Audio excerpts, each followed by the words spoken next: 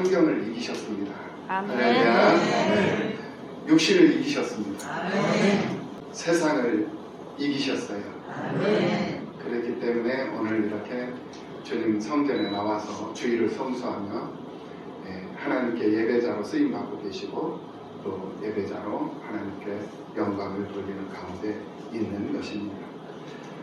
지난 시간에 우리는 잘못된 믿음, 즉 버려야 할 믿음이 무엇이고 또 우리가 범하기 쉬운 죄가 무엇인가에 대해서 생각을 해보게 되었습니다. 이기적인 믿음, 부정적인 믿음, 행함도 없고 또 현실을 도피하고 회피하는 믿음들은 우리가 버려야 할 잘못된 믿음들이었습니다. 그리고 우리가 범하기 쉬운 죄가 무엇이었습니까? 바로 정신적 가치를 소홀히 여기는 것, 그것이 바로 우리가 범하기 쉬운 죄였습니다. 우리 기독교의 가치는 소유에 있는 것이 아니라 보이지 않는 영원한 천국에 있다라고 지난 시간에 결론적인 말씀을 드린 적이 있습니다. 그리고 이제 오늘 본문 이제 누가복음 12장 말씀에 와서는 주께서 우리에게 말씀하시고자 하시는 요지는 뭐냐? 자기에게 부여하지 말고 하나님께 부여하라는 거예요. 그러니까 세상을 살면서 우리가 믿음으로 또 우리가 주어진 그런 삶의 환경에서 부지런함으로 또 열정 있는 모습으로 세상을 우리가 살잖아요. 그 모든 그 삶의 목적이라든지 그 내용을 보면 모두가 다 자기 부요를 위한 자기의 풍요로움과 자기의 넉넉함을 위한 그러한 몸부림, 그러한 수고와 애씀을 가지고 세상을 사는 사람들이 대부분이다. 그러나 우리 주님이 우리에게 말씀하시기를 사람에게 자기 자신에게 부여하려고 하는 것보다는 하나님께 부여하려고 하는 것이 우리에게 더 유익한 것이다라는 것을 분명히 오늘 본문을 통해서 밝혀주고 있는 것을 볼 수가 있다라는 거예요. 그래서 오늘 본문 1절에서도 각지에서 살고 있던 수많은 무리들이 모였는데 서로 밟힐 만큼 많은 사람들이 모였다라고 표현을 해주고 있는 것을 볼 수가 있어요. 그게 오늘 본문 12장 1절 말씀이거든요. 그동안에 무리 수만 명이 모여 서로 밟힐 만큼 되었더니 예수께서 먼저 제자들에게 말씀하여 이르시되 이렇게 말씀하고 있는 것을 볼 때에 서로 밟힐 만큼 사람들이 많이 모여들었다라고 표현을 해주고 있습니다. 아마도 부모님께 물려받은 재산 상속권 때문에 형제간에 불화가 생겼는데 그런 문제들을 구경하기 위해서 수없이 많은 사람들이 지금 모여든 거거든요. 그런데 그런 상황 가운데 무리 중에 한 사람이 예수님께 나와서 선생이여 내 형을 명하여 유산을 나와 나누게 하소서라고 말을 하고 있는 것을 볼 수가 있어요. 이것을 볼 때 아마도 부모님께 물려받은 그런 재산 상속 문제로 형제 간에 불화가 생긴 것이 아닌가 하는 그런 생각을 해보지 않을 수가 없습니다. 그때 예수님께서 말씀하시기를 자기 분량에 족하지 않고 탐심하고 있는 그 사람에게 탐심을 물리쳐야 한다라는 것을 말씀하시면서 이 탐심이라는 것은 만족할 줄 모르는 욕심, 이게 바로 이제 탐심이다라고 이제 우리가 해석을 해볼 수가 있습니다. 성경 골로새서 3장 5절 말씀에서도 탐심은 곧 우상숭배니라 라고 말씀을 하고 있는 것을 볼 수가 있죠. 그래서 예수님은 이 탐심의 종이 되어버린 수많은 인생들에게 사람의 생명이 소유에 있지 않다라는 사실을 가르쳐주고 있는 것을 볼 수가 있어요. 그러나 그 재물을 소유하고자 하는 욕구는 인간들에게 있어서는 본능적이지만은 결국 그 소유하고자 하는 그 욕구 속에 욕심이 들어가 버리면, 그 탐심이 생겨버리게 되면 그 탐심은 곧 모든 관계를 깨뜨리게 되고 죄악의 통로를 만들어내는 그런 동기, 그런 계기를 가져다 주는 것이 되어버리고 만다라는 거예요. 그 때문에 예수님께서는 본문을 통해서 경계하신 목적이 있는데, 그 경계하신 목적이 뭐냐? 바로 자신의 소유를 획득하고자 하는 그런 합법적인 열망이 아니라 자신의 소유 그 이상의 것을 얻으려고 하는, 차지하려고 하는 그런 탐욕스러운, 그런 죄악스러운 그런 욕망과 탐심을 지적하면서 그리해서는 아니 된다라는 것을 지금 말씀을 하고 있는 것을 볼 수가 있는 거예요. 하나님께 대하여 부요한 자가 되려면은 어떻게 우리가 해야 할 것인가, 이것을 우리가 생각해 보지 않을 수가 없죠. 그래서 하나님께 부요한 자가 되기 위해서는 첫째로 해야 할 일이 있는데 뭐냐? 바로 하나님의 은혜를 인정하고 살으라는 거예요. 우리가 지금 살고 있는 이 삶의 모든 것이 하나님의 은혜 아니라면 불가능한 일이다라는 거예요. 내가 숨을 쉬고 내가 이 세상을 살아가는 모든 것까지, 행동까지 하나하나 모든 것이 다 하나님의 은혜 안에서 내가 살아가고 있는 것이지, 그게 아니라면 삶의 의미도 없을 뿐만이 아니라 내가 이 땅에서 존재할 수 있는 그런 상황이 안 돼 있을 수도 있다는 거예요.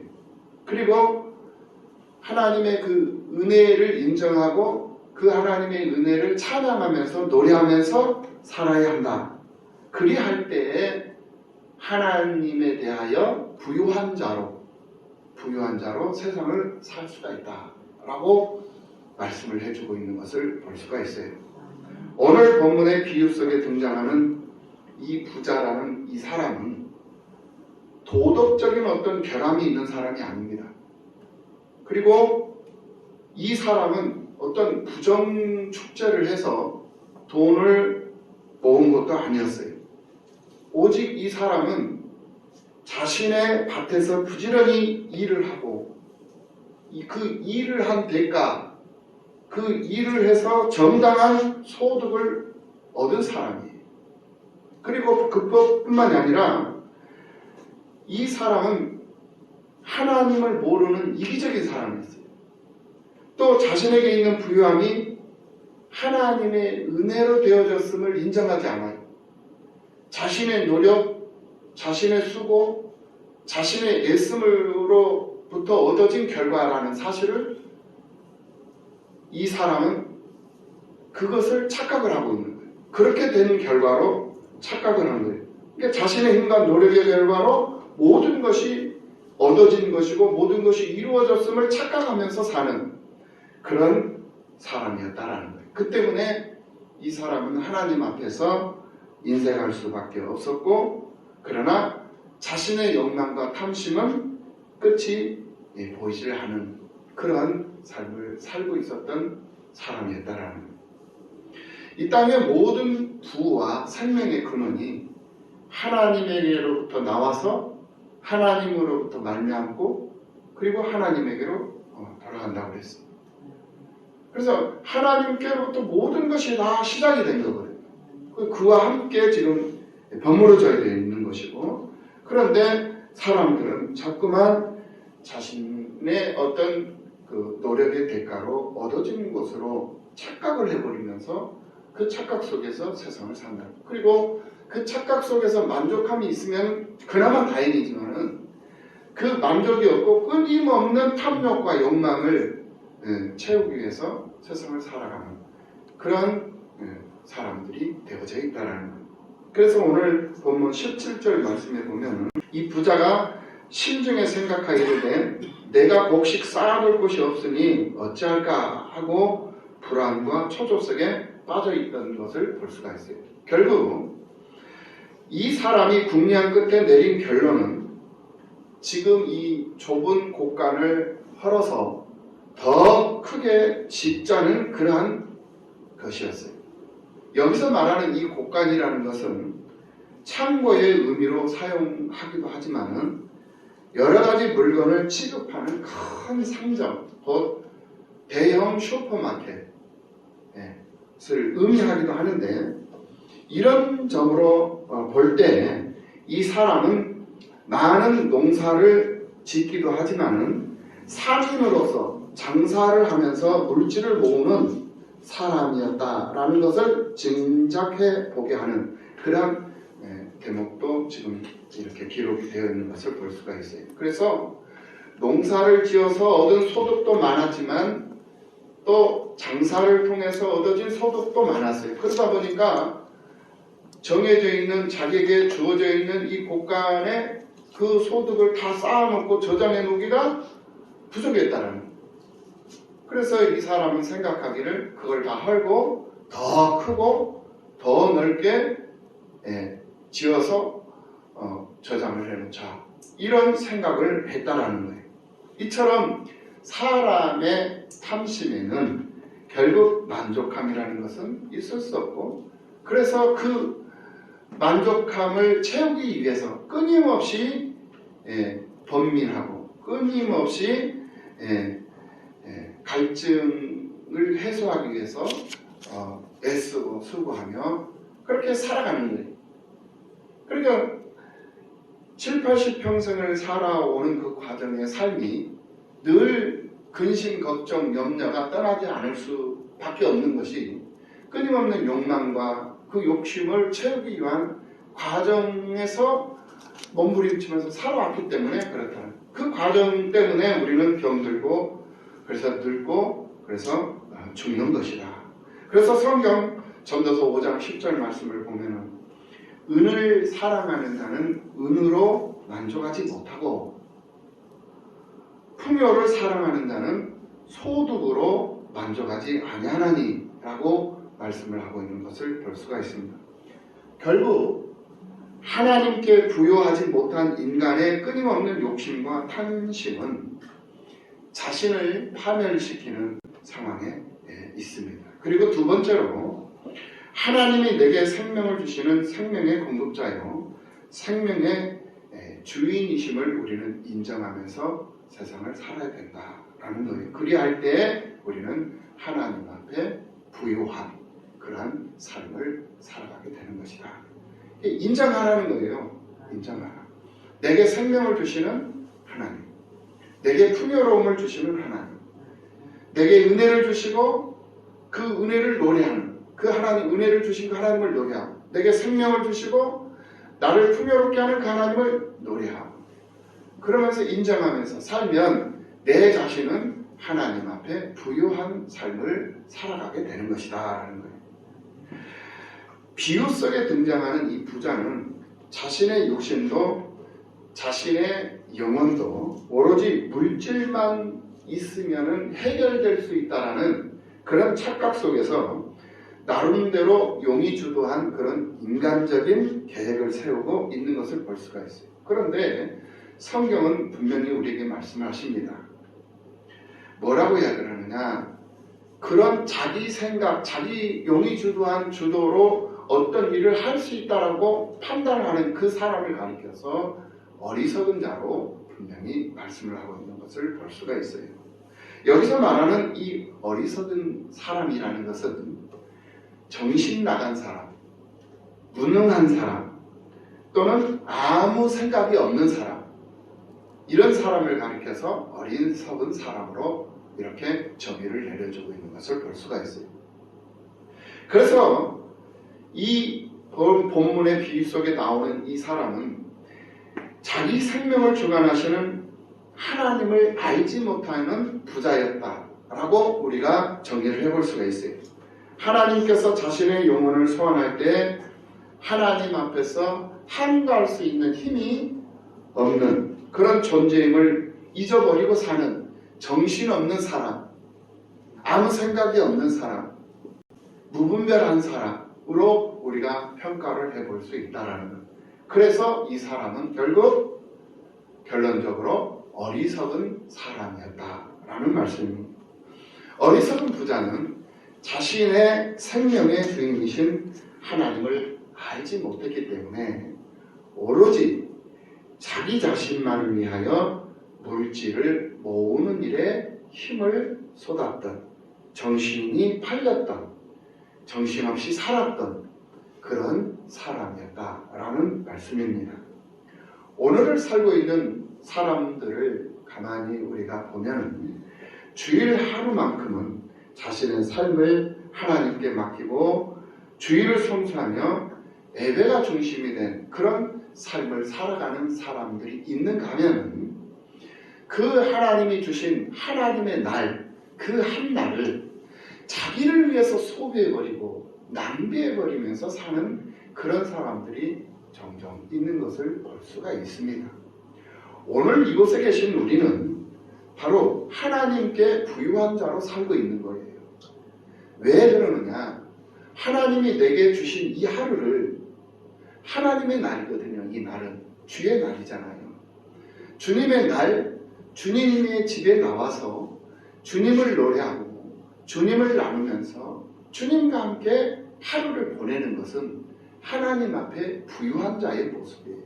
아멘. 그런데 그렇지 못한 사람은 하나님 앞에 너무나도 인색한 사람들이다. 왜 이렇게 자기에게는 부유하고 후한데 하나님 앞에는 인색한지 모르겠어요. 그래서 삶의 형식, 삶의 방식, 삶의 내용을 바꿔야 된다는 거예요. 바꿔놔야 돼요. 개선을 해야 돼요. 생활 개선, 삶을 개선시키라는 거예요. 어떻게 개선시키라? 자신에게 부유하지 말고 하나님께 부유한 삶으로 바꿔놓으라는 거예요. 아멘. 그리할 때에 하나님은 그것을 기뻐하시고 그렇게 그런 기쁨 속에서 만족함 속에서 삶을 살아가는 그 하나님의 사람을 하나님이 왜 방관하며 하나님이 왜 외면을 하시겠느냐 이 말이에요. 그 사람을 외면하시지 않아요. 하나님 오히려 긍휼히 여기시고 오히려 그 사람의 필요가 무엇인 줄 아시고 그 필요를 채워주시고 그 사람에게 긍휼을 베풀어 주셔서 그 사람이 해결되어야 할 일들을 하나님이 먼저 나서서 해결시켜주는 그러한 기적 속 주인공이 될 수 있는 그런 길이 우리들에게 주어져 있고 그런 길이 우리들에게 지금 열려져 있거든요.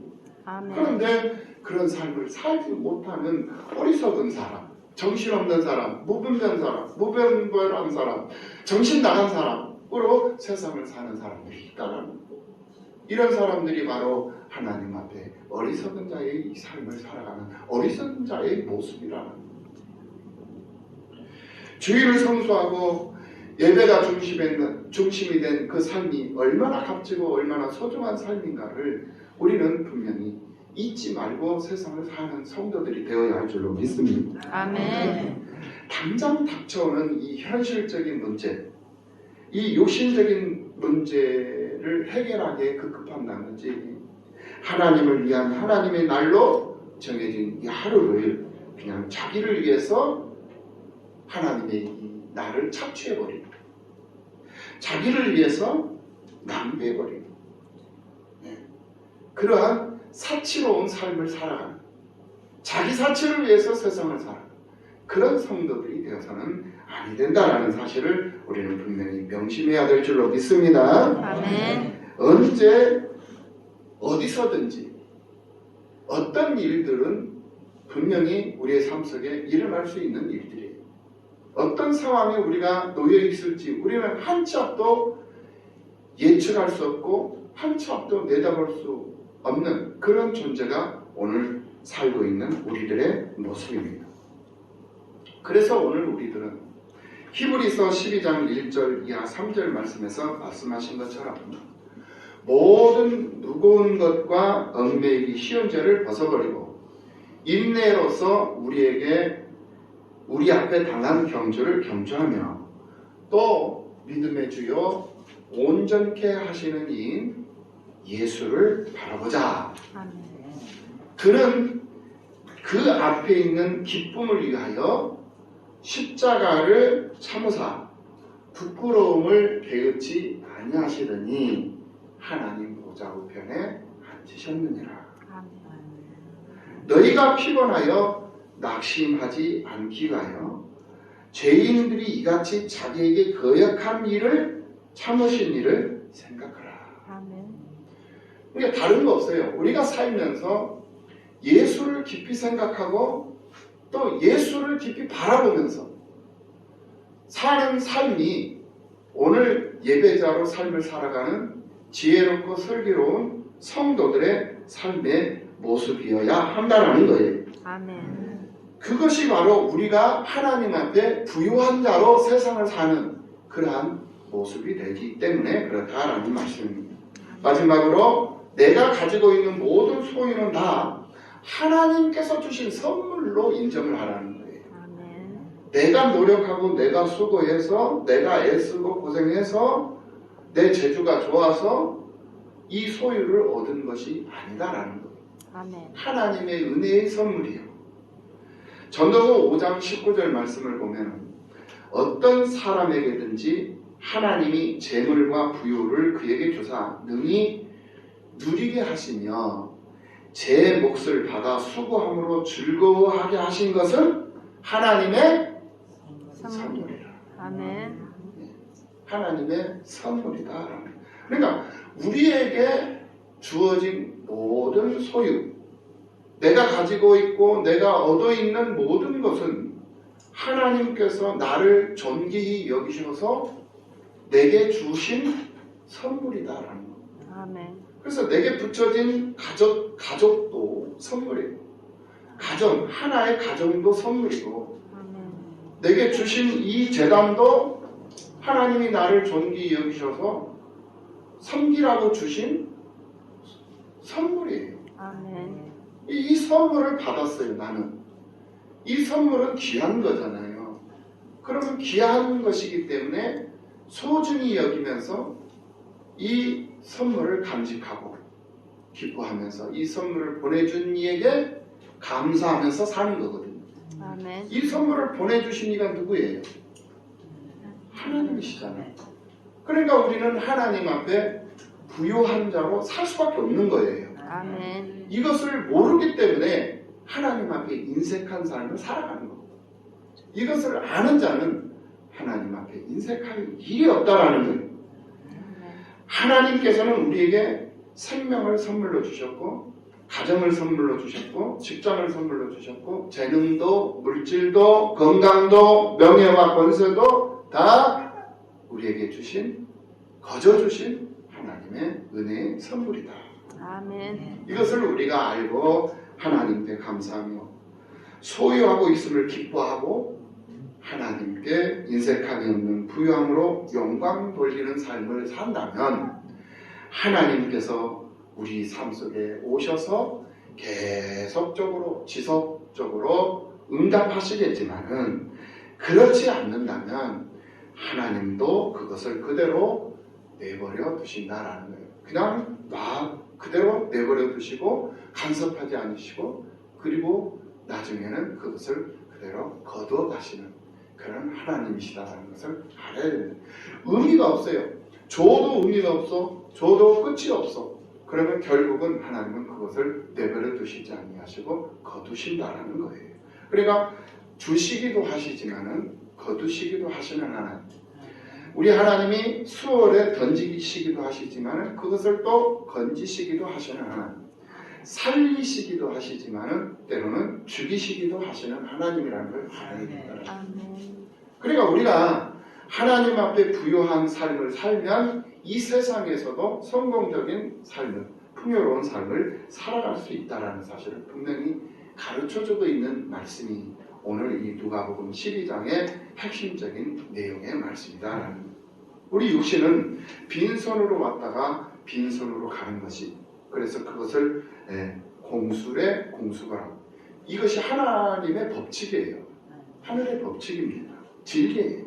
그래서 전도서 15장 15절 말씀에서 뭐라고 하시느냐, 그가 모태에서 벌거벗고 나왔은즉 그 나온 대로 돌아가고 수고하여 얻은 것을 아무것도 자기 손에 가지고 가지 못하리니 라고 공술의 공수거를 말씀하고 있는 것을 볼 수가 있어요.